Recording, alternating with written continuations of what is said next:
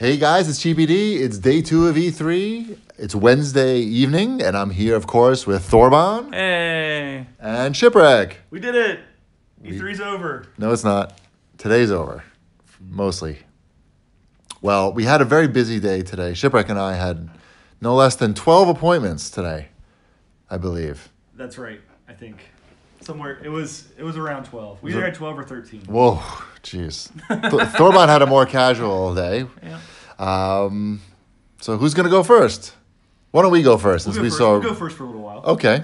The first thing we saw. Lean forward, Ship. Get on mic. I am on mic now. The first thing we saw, we went and saw V-Rally 4, which the V-Rally series was actually a really good series back on PlayStation 1, and then PlayStation 2 had one game, I think. I know I played the PlayStation 1 games, and they were good. Mm-hmm. So they're bringing that back for the 4th installation after many years. After many years. And I had fun with it. It was pretty cool. It's not just like your standard rally game. It has a lot of different modes, including the Extreme Kana? It was, yeah. What's the one where it's Ken Block does it, and he like drifts around obstacles, and it's basically like a driving puzzle in a way that it reminded me of Trials. Like you're going through these really tight turns and narrow roads. The level that we played was like around a parking garage type of thing where they had set up. There was cones and different. But it was obstacles. really tight. Everything was really tight. You're supposed to be drifting around. You're doing jumps through it. You could tell it would be cool to watch somebody who was actually skilled at it, because it wasn't us. But it was fun, and they have a bunch of other modes like more standard modes: V-Rally, Rallycross, Hill Climb, and Buggy. All your favorites, Thorban. Hill Climb. Yeah. Hill Climb. I'm such a huge... You love climbing hills. Oh, yeah. No, I don't play racing games. Really. It was. I was surprised. It was pretty decent. Then we saw Overkill's The Walking Dead.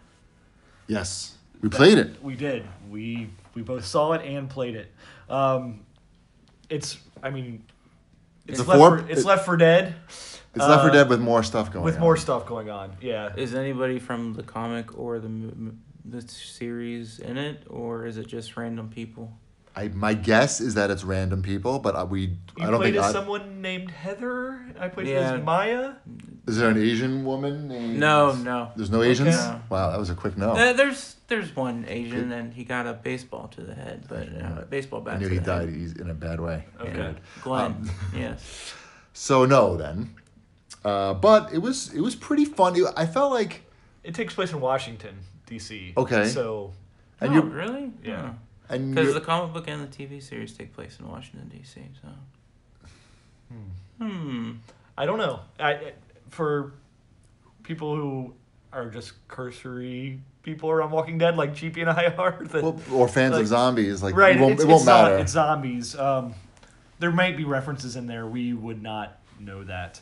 But you have different character classes. You can spec out your character, take different tools in there. There's slight crafting. There's it's 4-player co-op where you're trying to get through the town, and there's both zombie enemies and human enemies. It was fun. We didn't make it all the way through. Yeah. I know that, but I felt like it was a little rough still. Like the frame rate was not as smooth as a lot of the other games we've been playing. But yes. I felt like I saw the potential in its visuals. Like it wasn't a bad looking game. It just may not have been polished to its release point yet. Correct. I think it needed some more polish definitely there, but it was fun. I had fun playing the it. concept of Left 4 Dead is still good. Yep. And this is basically that same concept. Mm-hmm. Yep. Then we saw Control, Remedy's new game. Mm-hmm. And that is great, I think. You liked Alan Wake games, right, Thor? Or no? Yeah, I liked Alan Wake 1. The first one. Okay, so this is from these guys. Yes. They also did Max Payne 1. And 2. and 2. There you Yeah, they've been making this style of game for a while here. Yeah. And it's like PsyOps. This is like PsyOps. It's like PsyOps, which is another one of my favorite games. So, but with the style and like sort of creepiness of Alan Wake and the abstract. it's got some Quantum Break in there too. Their last game. Yeah.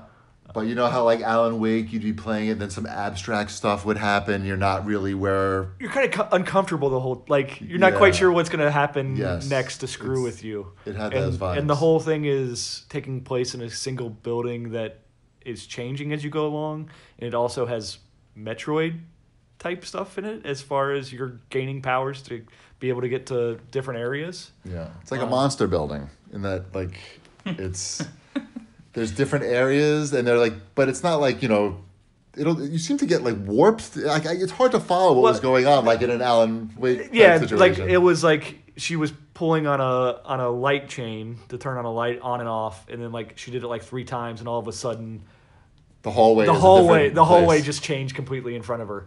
She's in like a motel, right? Like Right. Yeah. So I am interested in that game. Yeah.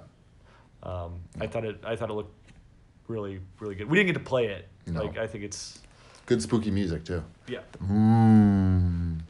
And then we checked out Underworld Ascent. That is a first-person fantasy. I don't think it's an RPG. It's kind of an RPG. It has some RPG elements, but you're going through dungeons and you're trying to mess around with the environment, be as creative as possible to get through dungeons and Avoid the solve monsters, quests. and kill the monsters, and solve the whatever the objective is. Yeah, it was to get an orb, a memory orb or something. Was the But it's objective. basically like you're solving a puzzle in a first-person fantasy game, right? I mean, Yeah, it's got all this. Like if you were to think of Skyrim, it's got all of the same. Like if you're in a dungeon in Skyrim, it's got the skeleton guys walking around. It might have some wizards. It's got the spinny blade traps and the spikes and all your standard dungeon things. This is the Warren Spector game, right? This is the Yes. one Spectre. Okay, I saw it at PAX South. okay. Yeah. It seemed unique in a way, like Yeah, you can tell it's a small team making it because things were all reacting, but it wasn't exactly like to the animation standards Right, I of think like it's a like AAA 14 game. guys, they Yeah, said, right? yeah, but you could tell that interesting things could happen, and they had thought out the level to where you could solve it in multiple ways and everything. So, it was interesting. We'll see how the final product is. okay. Thor, you want to tell us anything that you saw? Well, Rocco really wanted to see Resident Evil 2, and I'm like, yeah, I really want to see that too. Let's go do that the first thing, so then we're not there. Beat the lines, right? Yeah. So we stood in line for an hour and a half. What? What time did you get there? Oh, that beat the line? Yeah. Well, what time did you get there though? 5 minutes after it opened. Fuck. And then after that, the line was like 4 hours, 5 hours for people. Oh my god. But it was worth it. Okay. So they give you a flashlight, and you open a door, and you go through a haunted house. You go through the Raccoon City police station, and there are people. You're talking about like in real life. In real life, yeah. Like handed you a flashlight. Yep. Okay. Was that your gift? So you was that loved your it. gift, or did you hand back the flashlight at the end? No, you handle Gotta it give it back. All right, so Too bad. That would be cool. That'd be actually a great idea for a Resident Evil giveaway. yeah, so they give you the flashlight, and you're going through these corners and stuff. It's like a little haunted house. Oh, that's right up your alley. You must have loved it. Yeah. With actors and RPD his costumes and everything, and that was cool. And then you come out and they're like, all right, play Resident Evil 2. And I'm like, okay. And you start out in the police station, and that's like an iconic area of Resident Evil 2. And it's still Resident Evil 2, but it's Resident Evil 4 controls. The combat knife, you hold LB to swing and you aim your bullets, and it's a lot spookier because just like when you're in the haunted house with a flashlight, they just turn off the lights in certain areas. So you have a flashlight now, and you're just like, whoa, what's going on? Oh, okay. Yeah. That's a little bit Resident Evil 4 like as well. Yeah, right? yeah, There was yeah. stuff like that in there. Yeah, so you're walking around and like you find the clues and stuff. But man, it's really good, and the acting is good in it too. So like old. Did they update the dialogue? Yeah, I think so. Okay. Like they rewrote it, They or they rewrote the re-recorded? dialogue? Well, they probably re-recorded it. They re-recorded it. And Okay, it's because like, What if they- the dialogue is Written a little weird, it's a little bit ham-fisted. off it's from. Lost in Yeah. translation. Yeah, well, I mean, it's a different era. Sure, where, of where course. writing Yeah. wasn't where it is now. Right. In video games. Cool. But yeah, it was really good. A lot of cool mechanics and things. It's the same old game, but with Resident Evil 4 overlay. Perfect. And it looks amazing. So it was worth, like, you know, I was standing in line with Frank and Rocco, so it was, you know, They're fun guys. Yeah, So they're it's- fun guys to talk to for an hour Sure. and a half. And so. plus, you had like a little amusement park experience when Yeah, you got yeah, the end. yeah. So it's like you could wait. And then an hour they and a half at give amusement you a park. T-shirt, so I got a free T-shirt. There you go. And no flashlight. Yeah. Next year, maybe they'll hear this and they'll come All up with right. that. So what'd you say? We went to Good Shepherd's event that was across from E3. Mm-hmm. That if you don't know what Good Shepherd is, it's I don't. It's Okay. okay. It's an Nobody indie. does, probably. It's an indie publisher that is connected to Devolver's. Correct. It's like a division. It's of like Devolver. it's like a sister company to Devolver. Why? Right. I don't know. Nobody knows. I think that maybe these games weren't typical Devolver games, really. Really? At least the first one we saw, Semblance, is not one that I would typical like Devolver type thing. No shooting. No shooting. It's not like there's no dicks. There's no any of the stuff. It's that, kid friendly. It's kid friendly. It's 100% kid friendly, which is not a Devolver Okay. thing. Maybe I don't know. I don't understand Right. why they're it's- different or. But yeah, Semblance was a 2D platformer where you can bump into stuff. Like you're a little like gumdrop looking guy, and depending on how you smash into the platforms, you can either raise or lower them. Mm-hmm. They call it a Play-Doh platformer because you're not just raising the whole platform. You're like Morphing it. morphing. It was very cute and accessible, and looked really good on the Switch. Its biggest achievement for me was it made you feel good when you solved how to do something. Yeah, Which you could think it through. And You could think it through. It wasn't super frustrating, but it still had that, I figured out how to do this, and I got past this thing, that's a difficult thing to manage in games. What's it called again? Semblance. Semblance. That's a tough name to remember. Mm-hmm. Okay, it was cool though. I was impressed. And then we saw Black Future 88, Mm-hmm. another indie game there. This one, why don't you describe this one?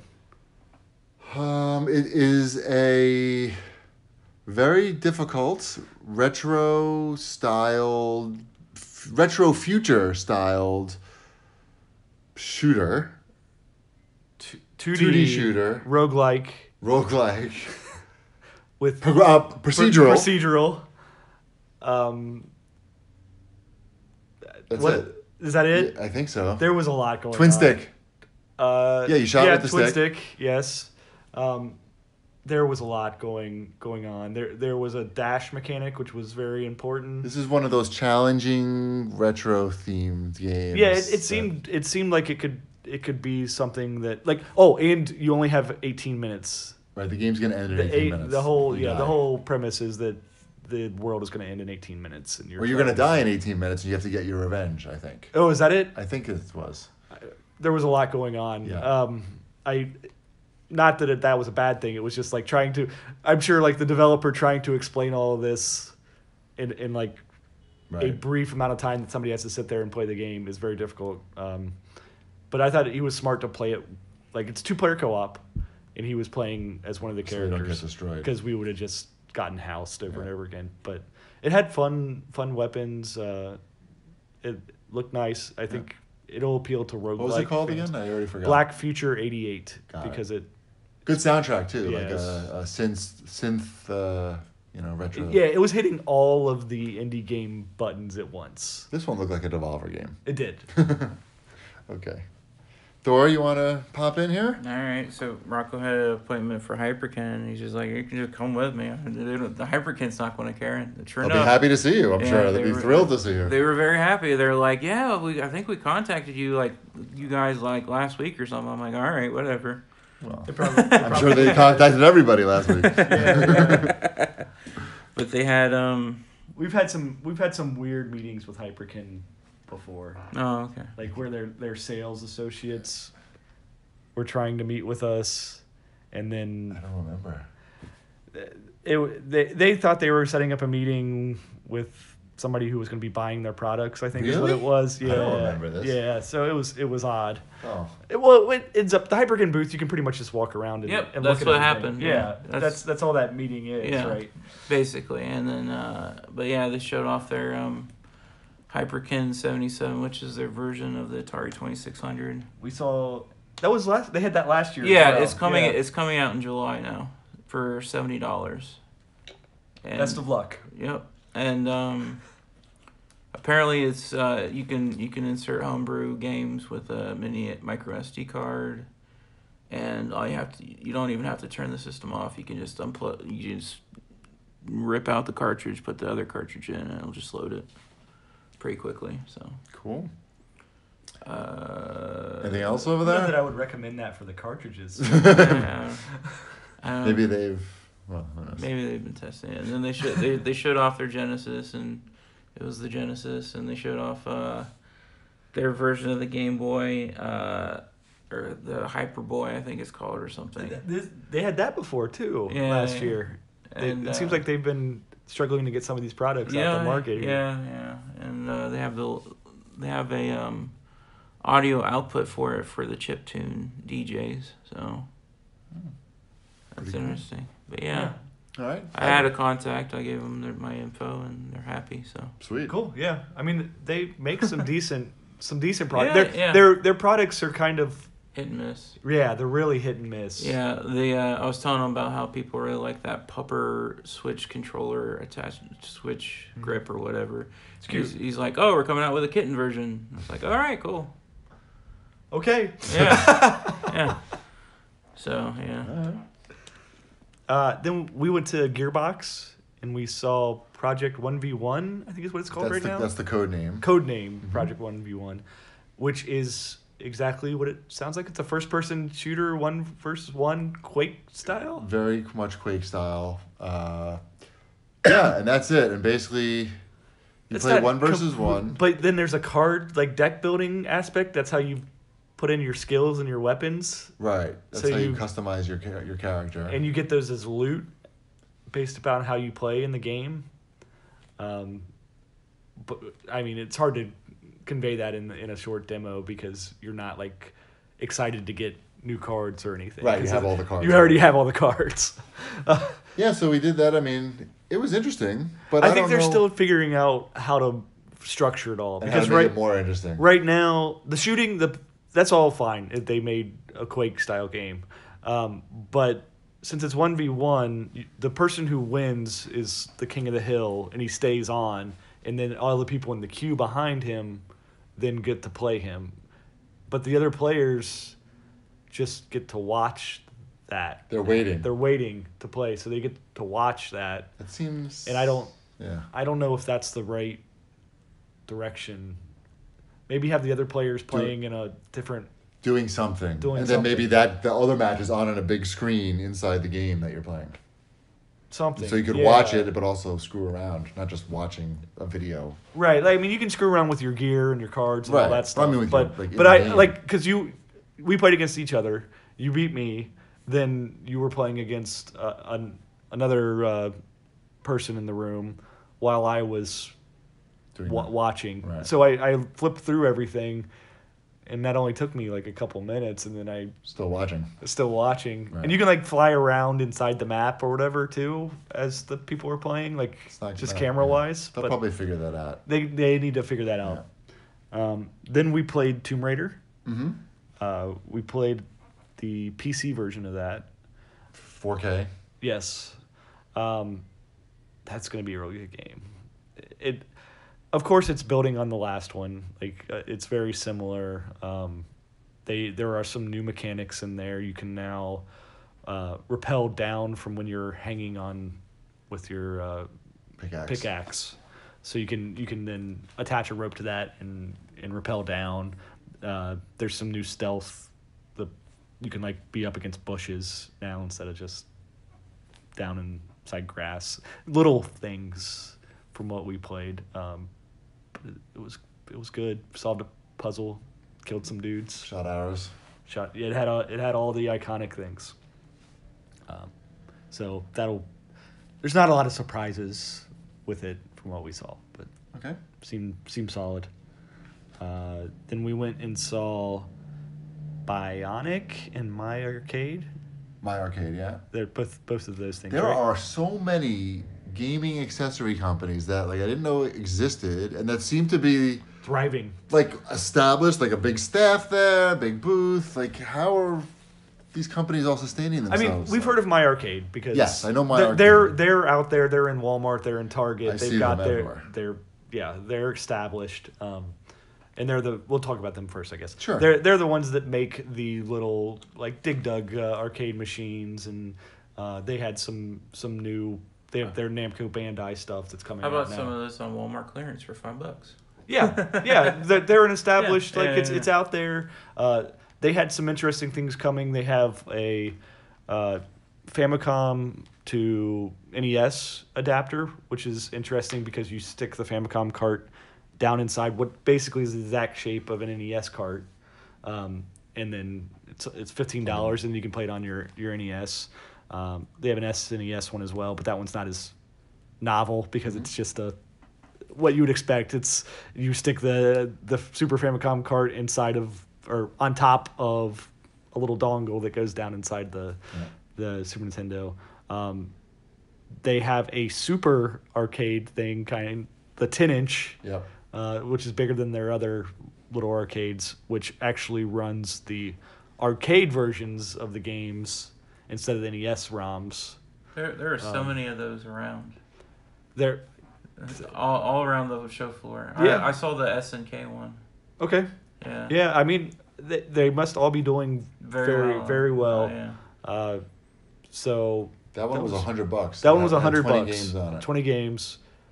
There's probably a market for it. I mean, set it on top of your bar at home and have fun. Yep. And then that was everything at My Arcade for the most part, right? Yep. Then the same company, maybe? I think so. It must be. The same employees were working both sides of the booth. So Bionic. It's an accessory, gaming accessory. Bionik. Yeah. I was thinking of Bionicle, the Lego thing. No. It's a peripheral company. Yeah, they make everything. Controllers, batteries. Yeah, the thing that interested me there was something called Lynx, which was a cable for the Switch that was just straight out to your TV. No dock required. So, and through the USB out to your HDMI. Yeah. Which is a good idea. Sure. I'm sure there's other cables that are doing it as well, but I think that was the most interesting thing there, right? Like so. everything else, they make controllers everything. and they make all the things that you would expect. Yep. Well, we went to Lenovo and saw their line of Legion computers. They look nice. They do. They have something called the Gaming Cube. The Gaming Cube. So it's a PC. Do they have an Xing box? Yeah, that's a good name for one of these things. For a game machine. For a gaming machine, yeah. How about Z-Box? Right. They had the playing station. Playing game station. But they look like some high end. They look like some high end PC. Yeah. It was interesting. They were only putting 1060s in them. In the high end. The high end ones. Oh, in the PC, in the desktops. Yeah. Yeah. Yeah. So I mean, you can stick whatever you want in there after the fact. I'm sure. They had fancy laptops with LED or colors, like colored cube caps. I mean, Corsair's system. they look cool. Yeah. I'm sure it's fancy. I'm sure it is too. Anything else from you, Thor? So I was with Mega 64 and we ran into Tommy Tallarico. Nice. And we talked for about 30 minutes about the future of Intellivision. Wow. That's right. I forgot about that. How could you forget it? I was one of the first 100,000 people to sign up for their mailing list. Oh, I was too. You can probably, anyone else can probably still be. So, what did you learn? Tommy told me all of his secrets, so I'm under a non-disclosure Oh. agreement. So we'll learn. All right. You'll learn, but no, you won't learn. No, but he has some fucking exciting shit in the pipeline. Really? Yeah. All right. Cool. Yeah, that was cool. And then I went to Annapurna and I played Ashen and Okay, I played that. yeah, I didn't realize that was their game. yeah, Okay. it's their game. That was interesting. And he's like, "What do you know about the game?" I'm like, "Well, it comes out the same. You can play it on Game Pass first day." He's like, "That's right," and I'm like, "Yes, cheap ass gamer." Yeah, I played that last year and this year. Yeah, and it was cool. It was I like the concept where you're on a phoenix type creature that is coming alive again or whatever. So yeah, I didn't even know that. yeah. Cool. And then and I played Wadum right next to the creator. We heard about that game earlier today. What's it called? Wadum. Wow. Oh, right. Yeah.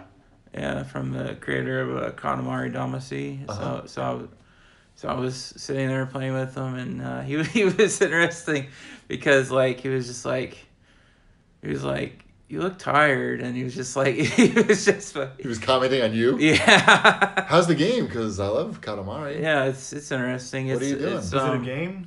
Like. Yeah, you progress and stuff. You figure out how to. The trick is to figure out how to get the game to actually progress.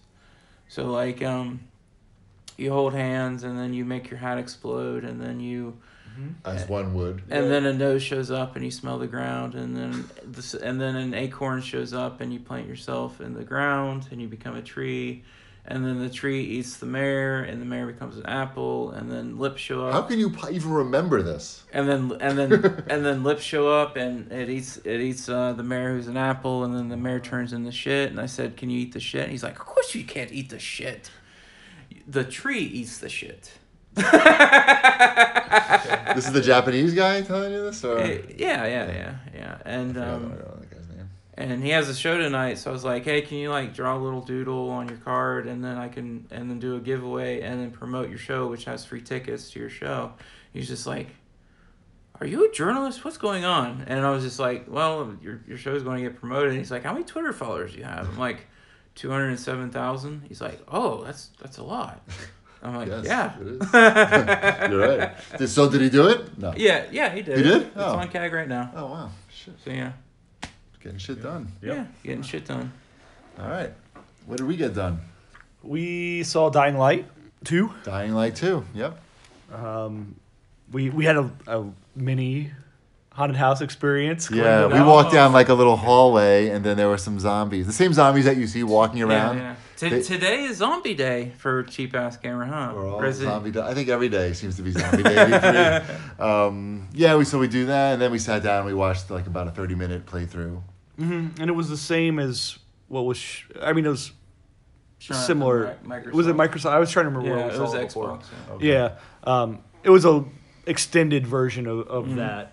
So they were playing it in real time, and it was all daytime stuff that they showed us. They didn't show us any of the zombie nighttime stuff. It looks real good.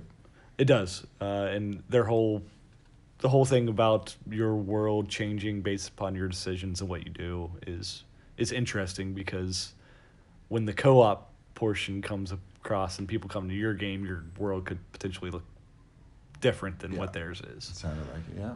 Which is Fun. that's a cool thing to do for a game that is built around co-op.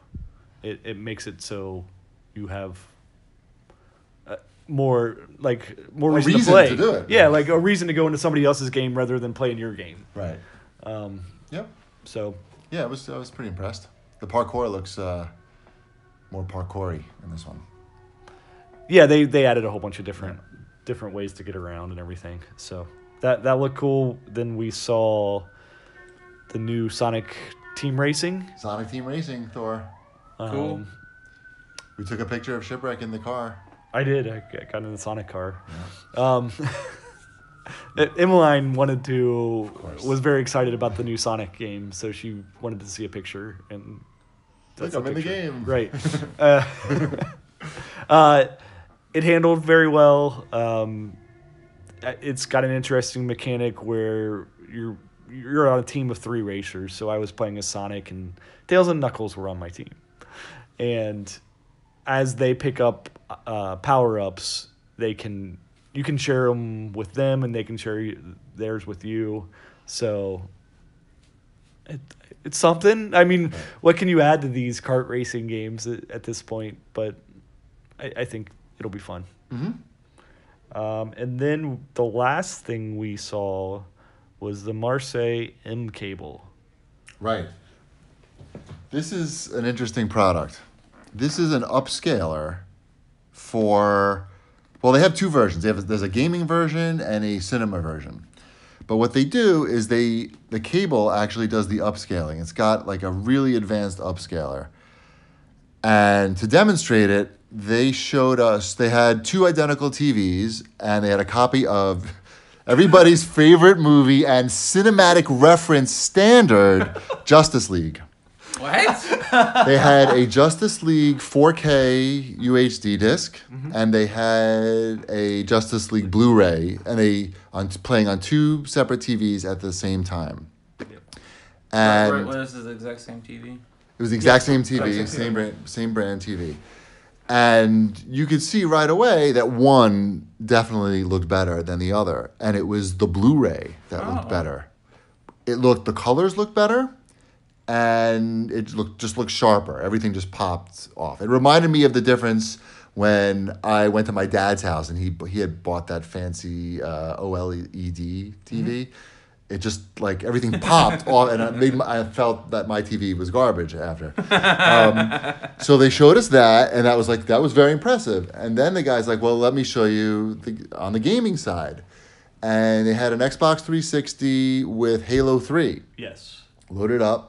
And just showed it for a little bit, and then he popped it up with the mCable, and it has like anti-aliasing built in. It's got really good anti-aliasing. It takes away the jaggies. The jaggies. It's. I mean, wonder what happens if you like plug it into an NES Classic or something. We can try it because we got samples. We got samples, and we're gonna get more to give away. It was really impressive, I gotta say. And the gaming cable, it's for gaming, so it's low latency.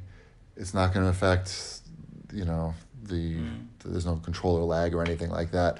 What happens if you have the movie version, but you play games with the movie version? So it still works, and it makes it. I asked the same question. That's a great question. It still will improve it, but not at the level as if you had the dedicated product. Okay. And I said, well, you got to make one that does both. Yeah. And it sounds like that hopefully these are well received and they can have other products. This is like a $100 product. Yeah, it's around $100 product, which in the scheme of artisanal cables that do scaling, fine. That's cheap. Pretty cheap. It's that pretty cheap. GameCube one was $150. Well, it was just that was just an HDMI adapter. But if you were to look at something along the lines of like a FrameMeister or something like that. Hey, what happens if you use the HDMI adapter and the cord? It should work fine. It should work fine. But they also said that if you take like 480p or 720p content, it will upscale it to 1080p. Oh, okay, cool. So I got one for Wombat because he's got that 1080p TV at home and been thinking about upgrading it. Yeah. This may make a noticeable difference. Yeah, no, I'm excited. I'm going to try it out with a bunch of stuff when I get home. Yeah. But yeah, I am interested to see how this all works with my setup and everything because I have a pretty complex mess of wires. It'll be interesting, and you can really test it out on each system. Yeah. It's good. It seems like a good. This isn't a $100 cable that is like a monster cable. Right. There's actually stuff. It's less. Don't think of it as a cable. Think of it as an upscaler but obviously it has to get plugged into something, so there's a cable on it. And it's called mCable. All right. Is that it? I got one more. All right, hit us. I played Monster Boy. I really liked Wonder Boy, and so I was like, all right, go back to. I played Monster Boy in PAX South 2016, and it looks a lot better now that they've spent 2 years working on it.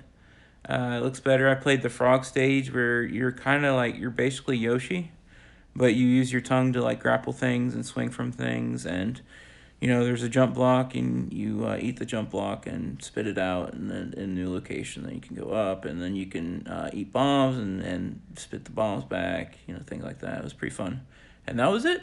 Cool. Busy day. Well, tonight we're gonna go to this. Ship and I are gonna go to this indie mix, indie something. Yes. Some indie showcase. Yep.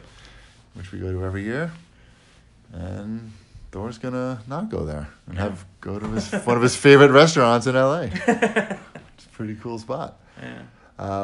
So yeah, tune in tomorrow. We'll have more. Peace. Yeah. Peace. Yeah. Peace. Yeah. Peace. Yeah. Peace.